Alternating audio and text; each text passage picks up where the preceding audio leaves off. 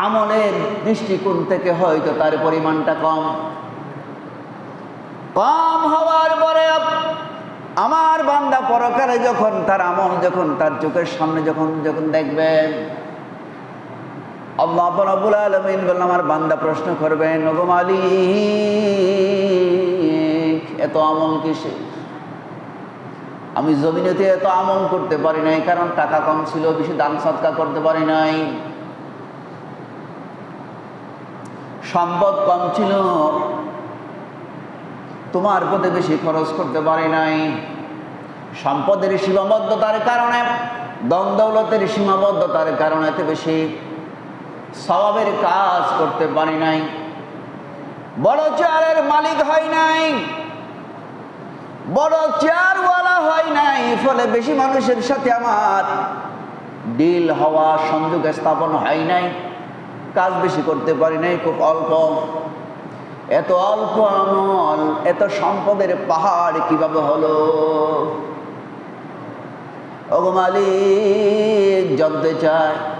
আল্লাহ রাব্বুল আলামিন জবাব দিবেন, ও আমার গোলাম, তুমি স্বল্প হলো পরিমাণে কম হলেও যে আমার ওয়াদা রক্ষা করেছিলে, আমার ওয়াদা মতো দুনিয়ায় চলেছিলে, ছিটকে যাও নাই, হতাশ হও নাই, ইমান থেকে নড়ো নাই, কলমার দাবি পূরণ করার জন্য চেষ্টা করেছ, তার জন্য তোমার সমস্ত আমলগুলি যত্ন সহকারে আমি লালন পালন করেছি, পরিচর্যা করেছি, যার ফলে একটা আমল আর একটা নাই, একটা লক্ষ লক্ষ আমলে পরিণত হয়ে গেছে। জোরে জোরে বলি সুবহানাল্লাহ।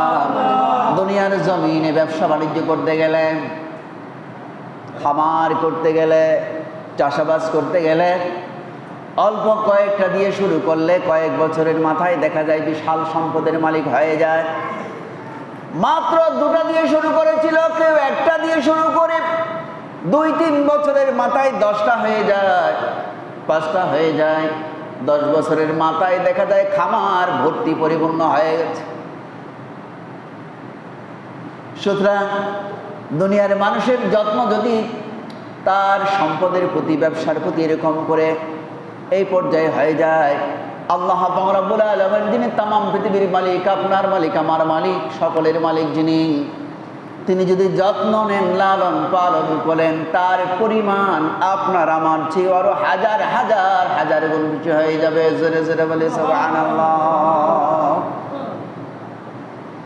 আমার ভাইয়েরা, আল্লাহ রাব্বুল আলামিন বলছেন, ইন্নাল্লাহা ইয়া'মুরু বিল আদলি ওয়াল ইহসান। সূরা নাহল, সূরা নাহলের 90 নম্বর আয়াত। আগে যা কথা বললাম সূরা নাহলের 95 এবং 96 নং আয়াত, 94, 95 এবং 96 নং আয়াত। সুতরাং আমার ভাইরা, আল্লাহ পাক রব্বুল আলামিন হুকুম করছেন আপনাকে, আমাকে, সকলকে, ইন্নাল্লাহা, নিঃসন্দেহে আল্লাহ, ইয়া'মুরু, হুকুম করছেন, আদেশ দিচ্ছেন, বিল আদলি ওয়াল ইহসান, প্রত্যেককে আল্লাহ পাক অর্ডার করছেন, ফরমান দিচ্ছে, যাতে করে বিল আদলি ওয়াল ইহসান, যে যেই জায়গার মধ্যে আছে প্রত্যেকের অবস্থান থেকে যাতে ন্যায় পরায়ণ হয়, অন্যায় না করে, বিল আদল, যাতে ন্যায় সঙ্গত আচরণ করে, পরিবারের কর্তা হলে পরিবারের প্রতি, স্ত্রী, ছেলে, মেয়ে, বাবা, মা, ভাই, বোন, তাদের যাতে আপনার ন্যায় পরায়ণতা অনুসরণ করে, কারো উপর অবিচার না করে, কাউকে মাহরুম না করে, বঞ্চিত না করে, কোনো কিছুতে, কথায়, কাজে, আচরণে। এরপরে ওয়াল ইহসান, আল্লাহ পাক রব্বুল আলামিনের কালাম কত সুন্দর কথা বলা হচ্ছে, তার অধিকার থেকে তাকে বঞ্চিত যাতে করা না হয়, ন্যায় পরায়ণ হও, প্রত্যেকে যার যার অধীনস্থদের প্রতি, পরিবার, সমাজ এবং রাষ্ট্র, সকলেই এখানে প্রত্যেকের পরিবার, আমরা প্রত্যেকেই পরিবারের কর্তা, আবার যারা সমাজের কর্তা, চেয়ারম্যান, মেম্বার, এমপি, মন্ত্রী, মিনিস্টার, প্রাইম মিনিস্টার, প্রেসিডেন্ট, প্রত্যেকেই যার যার অধীনস্থ যারা তাদের প্রতি ন্যায় পরায়ণ হওয়ার জন্য আল্লাহ পাক রব্বুল আলামিন হুকুম করছেন। পাশাপাশি ওয়াল ইহসান, ইহসান করতে বলা হচ্ছে। ইহসান মানে তাদের প্রতি একটু সহানুভূতিশীল হওয়া, সহযোগিতা করা, ন্যায্য যেটা সেটার বাইরে গিয়ে যা পাওয়ার সেটা তো আছেই, সেটার বাইরে গিয়ে উঠে সম্ভব হলে আর একটু বাড়তি সহযোগিতা করার নাম হচ্ছে ইহসান। অথবা আপনার দায়িত্বে পড়ে না, এরপরে আপনি এগিয়ে গেলেন, হাত বাড়িয়ে দিলেন, সেটার নাম হলো ইহসান। আল্লাহ পাক সকলকে হুকুম করছেন ইন্নাল্লাহা ইয়া'মুরু বিল আদলি ওয়াল ইহসান। আবার আলাদা করে আবার বলা হচ্ছে ওয়া ইতাইযিল কুরবা, আত্মীয় স্বজন যারা রয়েছে তাদের প্রাপ্য, তাদের হক তাদেরকে বুঝাইয়ে দাও।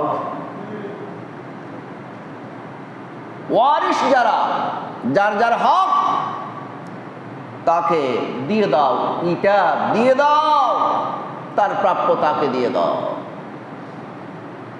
এরপরে আল্লাহ রাব্বুল আলামিন বলেন ওয়ায়ানহা আনিল ফাহশাই ওয়াল মুনকার, পরিবারে হোক, সমাজে হোক আর রাষ্ট্র হোক, আমরা যে যে জায়গায় বিচরণ করি, ওই যে বললাম যার যার অধীনস্থ যেখানে যার যার দায়িত্ব যেখানে আছেন, কেউ দায়িত্ব থেকে মাহরুম নয়, সবাই দায়িত্বশীল।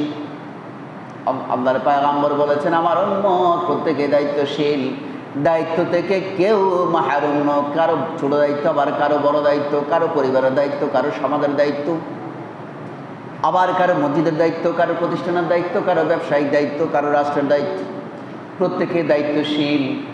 সুতরাং এই দায়িত্বের ব্যাপারে প্রত্যেকে আমি আল্লাহ রাব্বুল আলামিনের সামনে হিসাব দিতে হবে, জিজ্ঞাসিত হবে।